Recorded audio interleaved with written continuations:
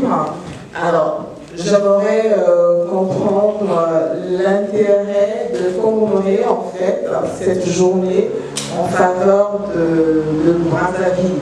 Parce que moi, quand je vois l'Afrique, je ne vois pas qu'une seule partie, pas qu'une seule ville, parce que je me remémore au 19e siècle, plus précisément en 1885, lors de la conférence de Berlin, où l'Afrique a été partagée de façon arbitraire. Donc, ce qui fait qu'aujourd'hui, nous parlons peut-être de Brazzaville et tout ça. Moi, je n'abordais pas le terme seulement en tant que capitale, Brazzaville en tant que capitale francilienne, parce que, à la base, l'Afrique est un peuple qui est uni.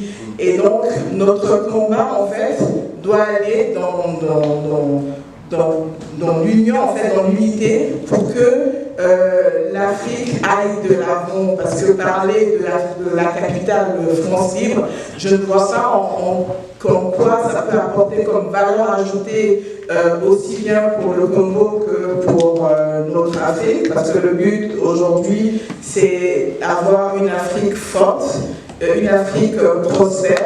Et nous n'allons pas le faire de façon dispersée, c'est en étant unis. Et c'est pour ça que moi je pensais que ce qu'il était important de faire le plaidoyer en fait de l'unité plutôt africaine pour que nous puissions travailler ensemble et aller de l'avant et pour relever les défis qui nous concernent, notamment la famine. Quand on voit, aujourd'hui on sait que le seuil de la pauvreté est plus élevé au niveau de l'Afrique. Et donc, pour moi, le combat, il va être tangible. Voilà.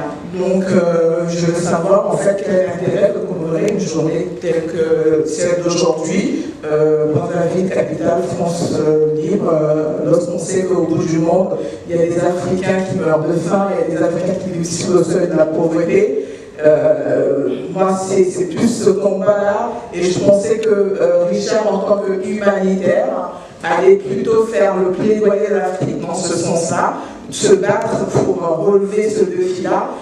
Mais là, je suis un peu perdue. J'aimerais qu'on fasse un petit débriefing sur